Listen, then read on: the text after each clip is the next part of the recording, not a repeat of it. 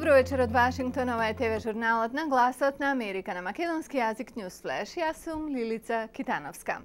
И покрај инсистирањето на мексиканската влада дека свинскиот грип го постигнал зенитот и ево опаѓање, директорката на Светската здравствена организација вели не толку брзо. Директорката на Светската здравствена организација Маргарет Чан предупреди дека епидемијата на свински грип од типот А, H1N1 би можела да се врати со сета сила и покрај тврдењето на мексиканската влада дека заболувањето го достигнало својот зенит и започнало да опаѓа. Чан за Financial Times изјави дека падот на стапката на смртност во и надвор од Мексико не значи дека на епидемијата и дошол крај. Таа сепак изрази надеж дека вирусот ќе почне да губи здив. Но доколку продолжи да се шири, тоа би било најголемата епидемија што светот ја искусил во 21 век, смета Чан. Минатата недела, СЗО го подигна нивото на тревога на степен 5, сигнализирајќи дека во секој момент може да дојде до највисокиот степен, 6, што означува глобална пандемија. Чан во интервјуто за Financial Times кажа дека не прогнозира пандемија, но дека се подготвува за неа. СЗО за секој случај веќе испрати 2,4 милиони пакувања на антивирусни лекарства во вкупно 72 земји во светот. Мексиканскиот министер за здравство Хозе Ангел Кордова во неделата кажа дека епидемијата во земјата навидум го достигнала врвот меѓу 23 и 28 април, како и дека бројот на тешки случаи е во опаѓање. Мексико е центарот каде изби заразата. Земјата потврди 19 починати и 487 заразени од грипот. Во соседните, Соединетите Американски држави, има 1 смртен случај и 226 потврдени случаи на заболени. А од другите вести, ирачката влада објави дека не може да се продолжи рокот до 30 јуни американските војници да се повлечат од сите урбани делови на Ирак. Портпаролот Али Ал-Дабах рече дека владата е обврзана на временскиот рок согласно американско-ирачкиот безбедносен договор. Со неодамнешното зголемување на насилството во Ирак се појави загриженост дали ирачките сили се подготвени да ги преземат безбедносните обврски.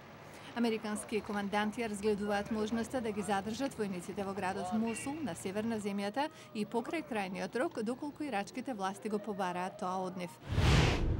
Европската унија вели дека Европа ќе преживее подлабока и пораширена рецесија, предвидувајќи дека и двете, на Европската унија заедно и на економиите во еврозоните, поединечно ќе се намалат за 4% во 2009, што е многу полошо од поранешните предвидувања.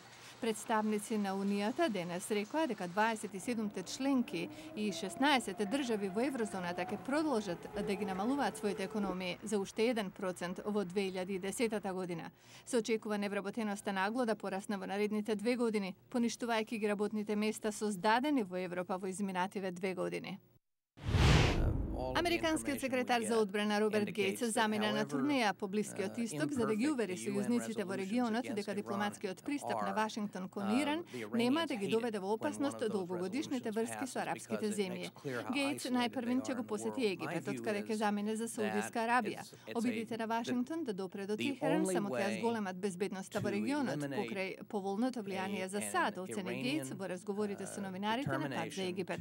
Тој рече дека дел од загриженоста во регионот може би произлегла од преувеличеното чувство за тоа какви би можеле да станат односите меѓу Техеран и Вашингтон во иднина. Според Гејтс, иако американската влада е за подавање рака во односите со Техеран, таа сепак ќе биде цврсто решена доколку најдена затворена тупаница од другата страна. Атланта Хоукс ги елиминираа Мајами Хит и се пласираа на полуфиналето на плейоф надпреварите во Источната конференција. Во последниот седми решавачки надпревар Хоукс беа подобри со 91-78. Џо Џонсон постигна 6 тројки и вкупно 27 поени. Наредниот противник на Атланта, тимот со најдобар учинок во регуларниот дел од сезоната, Кливленд Кавалиерс. Во Денвер, Нагетс како домаќини ги поразија Далас Маверикс со 109-95 во првиот надпревар од полуфиналето на Западната конференција. И наредниот надпревар се игра во Денвер, каде Нагетс се без пораз последниве 14 надпревари. Учествувајте во глобалната трибина на Гласот на Америка за првите 100 дена на Барак Обама на функцијата председател. На 5 мај во 17 часот по македонско време, директно од Вашингтон. Што досега направила или пак не направила владата на Обама со акцент на меѓународните односи? Испратете прашање или коментар и учествувајте на глобалната трибина на glasnaamerika.com. Познатата зграда во Нью Йорк, Empire State Building, некогаш највисоката зграда во светот, сега ќе стане и најзелената.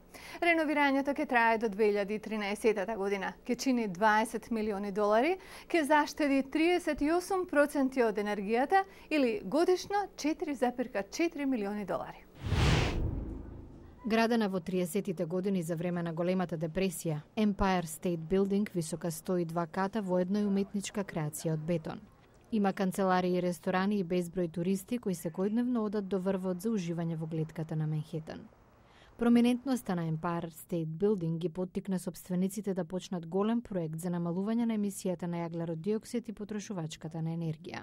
Ќе бидат заменети сите 6500 прозорци со изолационо стакло, што ќе намали температурата на објектот во летните месеци и ќе одржи топлина во зимски услови.